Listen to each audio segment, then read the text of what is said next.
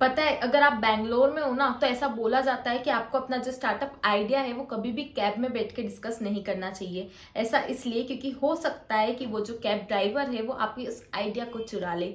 ऐसा क्यों? क्योंकि बैंगलोर में स्टार्टअप को लेकर काफी ज्यादा क्रेज है। वहां पे ऑलमोस्ट हर एक बंदा स्टार्टअप करना चाहता है। लेकिन ये हालत सिर्फ बैंगलोर की नहीं है, पूरे इंडिया की यही हालत जो है वो देखी जा रही है। हम इंडिया के लोग जो है ना वो बहुत जुगाड़ू किस्म के होते हैं। तो जुगाड़ू होते हैं तो क्या होता है कि दिमाग में जो है हमेशा आइडियाज जो है वो आते रहते हैं। फिर हमें लगता है कि हमारे उस आइडिया को ना एक प्रॉपर फंडिंग मिल जाए। ऐसे में हम जो है वीसी से मिलते हैं, एंजल इन्वेस्टर से मिलते हैं, वहां से हम फंड लाते हैं और उस फंड के थ्रू जो है हम हमारे उस स्टार्टअप को जो धीरे धीरे ग्रो करने लगते हैं। लेकिन होता क्या है, बहुत सारे स्टार्टअप्स इंडिया में विद इन जस्ट 1 ईयर बंद हो जाया करते हैं। मीडिया रिपोर्ट्स के अनुसार अप्रोक्सीमेटली 12,889 कंपनीज एंड स्टार्टअप्स जो हैं वो लास्ट ईयर बंद कर दिए गए हैं। वैसे इस ईयर की बात करी जाए तो इस ईयर में भी हालत ना बहुत ज्यादा अच्छी नहीं है स्टार्टअप्स की। बहुत सारे जो पॉपुलर स्टार्टअप्स है, बहुत सारे जो बिग ब्रांड्स है, उसमें एम्प्लॉय ले ऑफ जो है वो देखने को मिला है। जैसे कि मीशो, वेदांतु, अनअकैडमी, इन सब में हमने देखा है कि किस तरीके से उन्होंने पहले तो जो है वो बहुत ज्यादा बल्क में हायरिंग कर ली थी, लेकिन अब वो उन्हीं लोगों को जो है फायर करने लगे हैं। तो आखिर क्यों इन स्टार्टअप्स की इतनी बुरी हालत हो चुकी है, जानते हैं हम इस वीडियो में।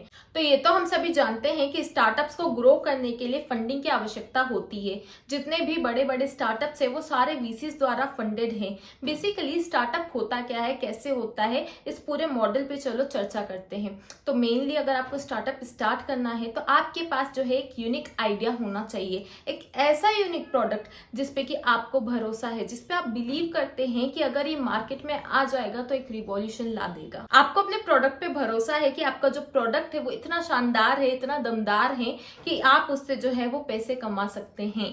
अब आप अपने उस आइडिया को या फिर मैं कहूँ प्रोडक्ट को लेकर जाते हैं पिच करने इन्वेस्टर्स के पास। इन्वेस्टर से आप जो है फंडिंग रेस कर लिया करते हैं। अब आपके पास करोड़ों रुपए की फंडिंग आ चुकी होती है। अब इतना सारा पैसा है तो आप चाहते हैं कि हम उसे इस तरीके से निवेश करें कि हमारा वो जो प्रोडक्ट है वो घर घर तक पहुंच पाए। ऐसे में अपने उस आइडिया पे काम करने के लिए, उस आइडिया को आगे बढ़ाने के लिए आपको एक से ज्यादा लोगों की, मतलब एक टीम की आवश्यकता होती है। तो आप क्या करते हैं, आप हायरिंग स्टार्ट कर देते हैं फॉर मल्टीपल रोल्स। आप बहुत सारे लोगों को जो है आप अपनी कंपनी के अंदर, आप अपने स्टार्टअप के अंदर लाने लगते हैं। देखिए, अभी आपका जो टारगेट होता है, जो मेन एम है, वो आपका बहुत सारा प्रॉफिट कमा लेना नहीं है। फिलहाल आपका जो टारगेट होता है स्टार्टिंग में वो होता है एक अच्छा सा लॉयल कस्टमर बेस डेवलप करना, ताकि वो जो आपके प्रोडक्ट है वो घर घर तक पहुंच पाए और आपका एक ब्रांड बन पाए, आप पॉपुलर हो, लोगों को पता चले कि अच्छा ऐसा भी कोई जो प्रोडक्ट है वो मार्केट में लॉन्च हुआ है। तो इसके लिए आपको बहुत सारे लोगों की, बहुत सारी रिसोर्सेज की आवश्यकता होती है, जिसपे कि आप लोग जो है वो जो आपकी फंडिंग मिली थी वो पैसा जो है वो खर्च करने लगते हैं।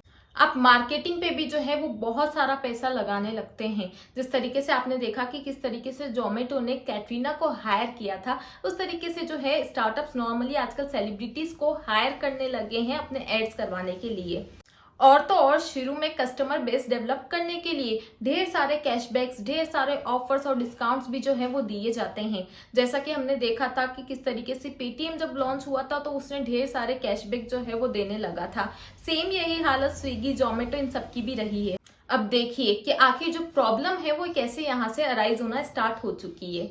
सबसे पहले तो उन्होंने क्या किया है कि ढेर सारे एम्प्लॉयज को जो है वो हायर कर लिया है। अब एम्प्लॉयज मुफ्त में तो काम करेंगे नहीं, तो ढेर सारी जो कॉस्ट है वो एम्प्लॉयज के लिए लगने लगती है।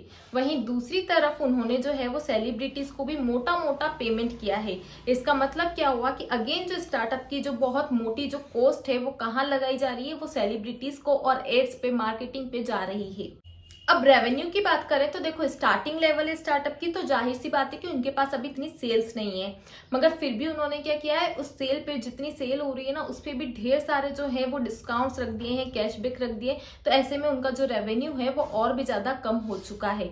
तो देखिए हुआ क्या है, हुआ ये है कि कॉस्ट जो है उनकी वो बहुत ज्यादा बढ़ गई है, लेकिन रेवेन्यू कम हो गया है। तो अब होने ये लगता है कि वो जो स्टार्टअप्स है वो लॉस मेकिंग होते जाते हैं। उनमें जो लॉस है वो साल दर साल होता जाता है, क्योंकि जब भी ऐसी सिचुएशन आती है जबकि हमारी जो कॉस्ट है, हमारी जो एक्सपेंस है वो बहुत ज्यादा है, लेकिन हम लोग उतना अर्न नहीं कर रहे, हमारे रेवेन्यू जो है वो लो साइड पे है, तो ऐसी सिचुएशन को ही लॉस बोला जाता है।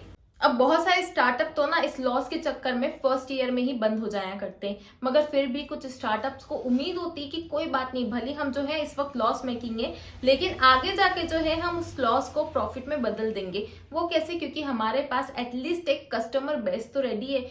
मगर देखिए कि अब यहाँ पे भी जो आपके साथ प्रॉब्लम क्या आ जाती है, प्रॉब्लम ये हो जाती है कि अभी तक आपका वो जो यूनिक प्रोडक्ट था वो नॉट सो यूनिक बन गया है। ऐसा क्यों हुआ? क्योंकि अभी तक जब आपका प्रोडक्ट अगर इतना ही पॉपुलर हो चुका है तो बहुत सारे कंपटीटर्स भी मार्केट में आ जाते हैं। लोग आपके प्रोडक्ट को कॉपी भी कर सकते हैं, उसमें थोड़े बहुत वेरिएशंस लाके, और वो उसी से मिलता जुलता हूबहू कुछ प्रोडक्ट ला सकते हैं। तो नॉर्मली कोई भी अगर आप इतने पॉपुलर हो चुके हो तो चांसेस बढ़ जाते हैं कि उसी फील्ड में अब आपके कंपटीटर्स भी जो है वो एंटर कर चुके होंगे। अब वो जो स्टार्टअप होते हैं ना, अब वो बुरी तरीके से फंस चुके होते हैं। ऐसा इसलिए क्योंकि उन्हें लगा था कि शुरू में हम जो हमारे प्राइजेस है वो काफी ज्यादा लेस रख के, और हम अभी कोई बात नहीं लॉस भी कमा रहे हैं, एटलीस्ट हम कस्टमर बेस तो बना रहे हैं, हम पॉपुलर हो जाएंगे, उसके बाद जो है हम हमारे हिसाब से प्राइजेस जो है वो बढ़ा लेंगे।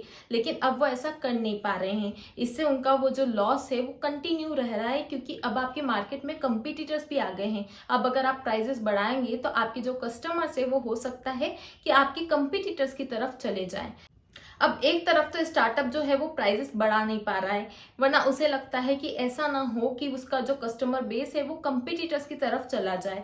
वहीं दूसरी तरफ जो है कंटिन्यू लॉसेस होने के चक्कर में इन्वेस्टर जो है वो उसे बहुत ज्यादा प्रेशराइज करने लगे हैं, क्योंकि इन्वेस्टर ने लगाया था अपना पैसा आपके उस स्टार्टअप पे, और कोई भी ना अपना पैसा जो है वो मुफ्त में नहीं लगाया करता है, बदले में उनको रिटर्न चाहिए होता है। अब रिटर्न जो है आप इन्वेस्टर्स को लाके दे नहीं पा रहे हैं, तो ऐसे में उनकी तरफ से भी जो है एक स्टार्टअप पे प्रेशर बढ़ने लगता है। अब ऐसे में जब रेवेन्यू वो जो है बढ़ा नहीं पा रहा है, तो एक ही तरीका है कि प्रॉफिट किस तरीके से समहाउ वो मैनेज कर पाए, वो है अपनी कॉस्ट को कम करने का।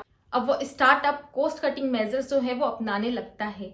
पहले उन्होंने बहुत सारे एम्प्लॉयज वगैरह को हायर कर लिया था, तो अब ऐसे में वो उन्हें फायर करना स्टार्ट कर देता है।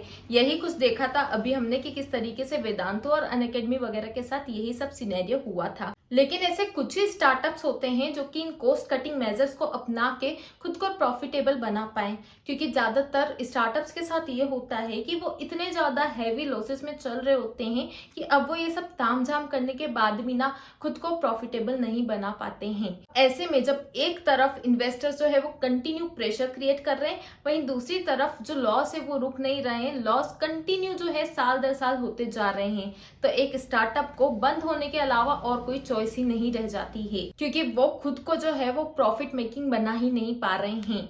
जब कंटिन्यू वो साल दर साल लॉस करते जाएंगे तो ऐसे में उनके पास चॉइस ही नहीं बचेगी कि वो सरवाइव कर सके, क्योंकि अल्टीमेटली सर्वाइवल के लिए प्रॉफिट तो जो है वो चाहिए ही होता है। आप अगर कंटिन्यू लॉसेस करते जाएंगे तो आप जो है मार्केट में ज्यादा देर तक टिक नहीं पाएंगे। तो ये था पूरा एनालिसिस, पूरा केस स्टडी की किस तरीके से जो है इंडियन स्टार्टअप्स जो है वो कंटिन्यू फेल होते जा रहे हैं करोड़ों की फंडिंग के बावजूद, क्योंकि उनका जो रेवेन्यू मॉडल है साथ ही कॉस्ट मॉडल जो है वो बहुत ज्यादा इफेक्टिव नहीं है। इसीलिए एक रीजन है, बहुत ही बड़ा मेजर रीजन है उनके फेल होने का। तो नए स्टार्टअप्स को सीखना चाहिए कि किस तरीके से जो है उन्हें स्टार्टिंग से ही अपने रेवेन्यू एंड कॉस्ट जो है वो मैनेज करके रखना है, ताकि बाद में इस तरीके की कोई भी सिचुएशन जो है वो क्रिएट ना हो। तो उम्मीद है आपको वीडियो जो है वो इन्फॉर्मेटिव लगी हो। वीडियो इन्फॉर्मेटिव लगी होगी तो लाइक जरूर करना, एंड प्लीज चैनल को सब्सक्राइब करना इस तरीके की मोर वीडियोस के लिए।